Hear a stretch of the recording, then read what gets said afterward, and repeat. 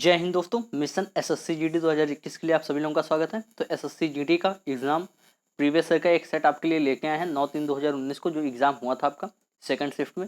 तो इसमें हम जीके के क्वेश्चन डिस्कस करेंगे। कुल 25 क्वेश्चन जीके के हैं और उन क्वेश्चन से जितने भी क्वेश्चन बन सकते हैं आगे, उन सभी को हम डिस्कस करने वाले हैं। तो वीडियो को लास्ट तक देखिए, आपको बाकी बहुत सारे क्वेश्चन के आंसर भी मिलेंगे, बहुत सारे नए क्वेश्चन भी आपको सीखने को मिलेंगे। प्रीवियस ईयर के क्वेश्चन कभी कभी पूछ लिए जाते हैं, इसलिए आपके लिए काफ़ी इंपॉर्टेंट हो सकते हैं। इससे पहले भी कम से कम 22 क्वेश्चन आपके एक प्लेलिस्ट में ऐड कर दिए गए हैं, 22 सेट आपके करवा दिए गए हैं। प्लेलिस्ट आपको चैनल पे मिल जाएगी। इसके अलावा आपको अरिहंत की बुक के chapter wise topic wise videos भी मिल जाएंगे, तो आप प्लेलिस्ट जरूर चेक कीजिए। तो चलिए पहला क्वेश्चन देख लेते हैं। पहला क्वेश्चन क्या है कि आप बनाते भी चलिएगा कि 25 में से कितने आंसर आपके आ पाते हैं। चलिए, शैवाल मानव जाति के लिए उपयोगी है, क्योंकि ये शैवाल मानव जाति के लिए क्यों उपयोगी हो सकता है। शैवाल जो होते हैं, शैवाल आप सभी को पता होगा, समुद्र में रहने वाले छोटे छोटे जीव होते हैं शैवाल। तो शैवाल आपके ऑक्सीजन के निर्माण में सहायक होते हैं। बिल्कुल सही। समुद्र में रहते हैं, ये ऑक्सीजन के निर्माण में सहायक होते हैं, इसलिए शैवाल मानव जाति के लिए उपयोगी हो सकते हैं। चलिए अगला क्वेश्चन है, कुंभ मेला 2019 का आयोजन गंगा यमुना और डैश नदी के संगम स्थल पर किया गया। आई थिंक ये क्वेश्चन आप सभी को पता होगा कि गंगा यमुना और सरस्वती का संगम स्थल है, वहीं पर आपका किया गया है। कहाँ पे हुआ था? तो प्रयागराज में हुआ था। ये भी याद रखेंगे, सबसे प्राचीन मेला कुंभ मेला ही है प्रयागराज में। अगर कुंभ मेले की बात करें तो हर्षवर्धन ने सबसे पहले कुंभ मेले का आयोजन किया था। चलिए अगला क्वेश्चन है, पर्यावरण की रक्षा के लिए 3R क्या है। पर्यावरण की रक्षा के लिए 3R से क्या मतलब है आपका? तो इसका राइट आंसर क्या हो जाएगा? बिल्कुल सही, इसका राइट आंसर हो जाएगा रिड्यूस, रिसाइकिल और रीयूज। रिड्यूस, रिसाइकिल और रीयूज किसके लिए? तो मतलब पर्यावरण को संतुलित बनाए रखने के लिए आपका जो प्लास्टिक होते हैं उनको रिड्यूस, रिसाइकिल और रीयूज करने के लिए होता है। पर्यावरण दिवस की बात करें तो ये 5 जून को मनाया जाता है, आप सभी को पता होगा। 5 जून को पर्यावरण दिवस मनाया जाता है।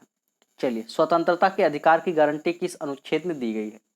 तो स्वतंत्रता का अधिकार आप सभी को पता होगा किस में है, तो अनुच्छेद 19 में। कहाँ से कहाँ तक? तो अनुच्छेद 19 से 22 तक। 19 से 22 तक आपके स्वतंत्रता के अधिकार दिए हुए हैं भाग 3 में। कौन से भाग में? भाग 3 में। ये आपका मूल अधिकार है। मूल अधिकार भाग 3 में आपका 19 से 22 तक स्वतंत्रता के अधिकार दिए गए। ठीक है, तो ये याद रखेंगे आप लोग। खैर इसमें केवल 19 होगा, 19 से 22 तक। अगर आपसे पूछ जाए कि कहाँ से कहाँ तक होगा, तो 19 से 22 तक आपका स्वतंत्रता का अधिकार, विशेष प्रकार की स्वतंत्रता के अधिकार दिए हुए हैं। चलिए अगला क्वेश्चन देख लेते हैं। राजकोषीय नीति और फेडरल रिजर्व समान कैसे हैं? राजकोषीय नीति और फेडरल रिजर्व समान कैसे हैं? कैसे हैं? तो राजकोषीय नीति और फेडरल रिजर्व ये दोनों होते हैं जो आर्थिक स्थिरता को बढ़ावा देते हैं। कैसे? में दोनों आर्थिक स्थिरता को बढ़ावा देने की कोशिश करते हैं। राजकोषीय नीति और फेडरल रिजर्व। राजकोषीय नीति क्या है? तो संबंध कराधान, कराधान मतलब जो कर वर व्यय नीति, इससे संबंधित होता है आपका राजकोषीय नीति। राजकोषीय नीति और फेडरल रिजर्व बैंक यानी कि आरबीआई। ठीक है, तो राजकोषीय नीति और फेडरल रिजर्व आप सभी को पता चल गया। राजकोषीय नीति क्या होता है? जो कराधान और व्यय नीति को से संबंधित होता है, मतलब कर वर, नया कर लागू करना, या आय कर क्या है, या कर का खर्चा कहाँ पे किया जाएगा, तो आदि इन सब के संबंधित नीति, जो नीतियां बनाई जाती हैं वो राजकोषीय नीति के अंतर्गत आती हैं। फेडरल रिजर्व यानी कि आपका आरबीआई हो गया, तो ये आरबीआई भी अपना मौद्रिक नीति जारी करती है। तो ये दोनों ही आर्थिक स्थिरता को बढ़ावा देने की कोशिश करते हैं। अगला क्वेश्चन क्या है कि अम्लीय एवं क्षारीय तत्वों के निर्धारण के लिए हम लिटमस अथवा डैश का उपयोग करते हैं। एक तो हम लिटमस पेपर का उपयोग करते हैं और दूसरे किसका उपयोग करते हैं, यहाँ पे ये पूछा हुआ है। तो दूसरा आप सभी को पता होगा, हल्दी का यूज करते हैं। हल्दी पे जैसे आप सभी को पता होगा कि जब हम लोग को नीले लिटमस पेपर पर डालते हैं तो ये लाल कर देता है ना, लिटमस पेपर को, तो आप सभी को पता होगा। तो इसी तरह से हम हल्दी का उपयोग करते हैं। इसके अलावा हल्दी का उपयोग औषधियों में किया जाता है। कहाँ किया जाता है? तो हल्दी का उपयोग औषधियों में भी किया जाता है, आप सभी को पता होगा, आयुर्वेद में। चलिए, हाल ही में चेन्नई के डीएम के नेता की प्रतिमा का अनावरण किया गया, ये उस वक्त का करंट अफेयर है। तो डीएम के नेता कौन थे? एम करुणानिधि। चलिए, भारतीय रिजर्व बैंक की मौद्रिक नीति का मुख्य उद्देश्य डैश को बनाए रखना होता है। मौद्रिक नीति का मुख्य उद्देश्य, अभी मैंने आपको बताया कि आर्थिक स्थिरता को बनाए रखता है, तो वही मूल स्थिरता आपका राइट आंसर हो जाएगा। अभी ऊपर मैंने आपको बताया था फेडरल रिजर्व बैंक यानी कि आरबीआई बैंक क्या करता है, तो आर्थिक स्थिरता को बनाए रखता है। तो मूल स्थिरता आपका राइट आंसर हो जाएगा। चलिए अगला क्वेश्चन है, भारतीय संविधान में धार्मिक स्वतंत्रता के अधिकार का उद्देश्य क्या है? धार्मिक स्वतंत्रता के अधिकार का क्या उद्देश्य है? तो आई थिंक इसका राइट आंसर आप सभी को पता होगा, धर्मनिरपेक्षता के सिद्धांत को बनाए रखना। धर्मनिरपेक्षता का खैर सीधा अर्थ ये होता है कि किसी दूसरे के धर्म में हस्तक्षेप न करना। तो धार्मिक स्वतंत्रता यानी कि अपनी अपनी धार्मिक स्वतंत्रताएं लिए रहिए, किसी दूसरे के धर्म में हस्तक्षेप न कीजिए, तो वही होता है आपका धर्मनिरपेक्षता। चलिए अगला क्वेश्चन है, प्रजनन में अंतर्निहित भिन्नता लैंगिक प्रजनन और डैश की विफलता के कारण होती है। तो किसकी विफलता के कारण होती है? अंतर्निहित भिन्नता लैंगिक प्रजनन और डीएनए के कॉपी होने की विफलता के कारण होती है। डीएनए के कॉपी होने की विफलता के कारण होती है। डीएनए की कॉपी कैसे होती है? तो डीएनए की प्रकृति में एक डीएनए अणु से दो डीएनए अणु बन जाते हैं, ठीक है। तो दूसरे कोशिकीय संरचनाओं का भी जन्म होने लगता है। डीएनए की कॉपी होने से दो अणु बन जाएंगे, तो उससे मतलब दूसरी कोशिकीय संरचनाओं का भी जन्म होने लगता है, और इसके बाद डीएनए प्रतिकृतियां जो होती हैं, जो आपका डीएनए होता है वो अलग अलग हो जाता है। इसलिए डीएनए की कॉपी होने से भिन्नता लैंगिक प्रजनन और डीएनए की कॉपी होने की विफलता के कारण होती है। अगला क्वेश्चन है, सत्याग्रह की शक्ति ने किस शक्ति पर जोर दिया? सत्याग्रह की शक्ति ने किस शक्ति पर जोर दिया? तो आप सभी को पता होगा सत्याग्रह किस तरह किया जाता है, तो सत्य का आग्रह। तो सत्य की शक्ति पर जोर दिया। सत्याग्रह की बात करें तो गांधी जी ने सर्वप्रथम चालू किया था सत्याग्रह। अगर आपसे क्वेश्चन ये पूछा जाए कि गांधी जी ने सर्वप्रथम सत्याग्रह कहाँ पे किया था, तो इसका राइट आंसर होगा दक्षिण अफ्रीका। कहाँ पे किया था? दक्षिण अफ्रीका। और अगर आपसे पूछा जाए कि भारत में सबसे पहले गांधी जी ने सत्याग्रह कहाँ किया था, तो चंपारण में किया था 1917 में। आप सभी को पता होगा, ठीक है।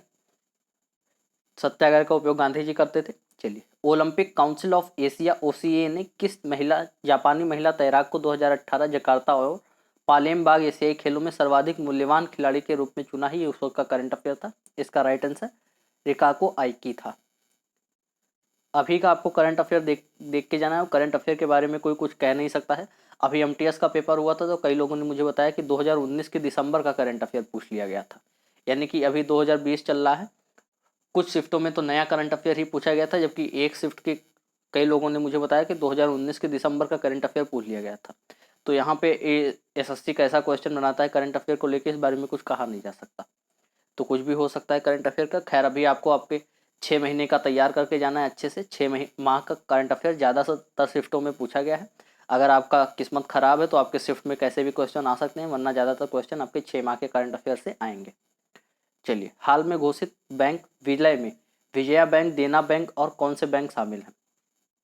तो सर का करंट अफेयर है, उसमें विजया बैंक, देना बैंक और बैंक ऑफ बड़ौदा का एक ही में विलय कर दिया गया था। आप सभी को पता होगा। इसके अलावा आपका इंडियन बैंक और इलाहाबाद बैंक का भी आपस में विलय कर दिया गया था। तो आप ऐसे याद रखेंगे। चलिए, आईसीसी विश्व कप 2019 तक भारतीय क्रिकेट टीम के नए मुख्य कोच कौन है? तो ये भी उसका करंट अफेयर ही है। रवि शास्त्री आपके अभी भी कोच हैं, आप सभी को पता होगा। जालियांवाला बाग कहाँ पे हुआ था? जालियांवाला बाग हत्याकांड कहाँ पे हुआ था? अमृतसर, पंजाब में हुआ था। इसका उत्तर तो आप सभी को पता होगा। कब हुआ था? तो 13 अप्रैल 1919 को। 13 अप्रैल 1919 को रॉलेट एक्ट के विरोध में यहाँ पे जालियांवाला बाग में सभा चल रही थी, और जनरल डायर ने यहाँ पे आके गोली चलवा दी थी। तो बहुत से लोग मारे गए थे। 13 अप्रैल 1919, ये डेट सहित याद कर लीजिए, कई बार इसकी डेट पूछ लेता है। तो 13 अप्रैल 1919 को जालियांवाला बाग हत्याकांड अमृतसर, पंजाब में हुआ था। चलिए, अगला क्वेश्चन है, भारतीय संविधान के अनुसार इंडिया को डैश के रूप में भी जाना जाता है? तो भारतीय संविधान के अनुसार आपको इंडिया को आर्यावर्त, हिंदुस्तान, दक्षिणी एशिया, इस सब नाम से नहीं, बल्कि केवल भारत के नाम से जाना जा सकता है।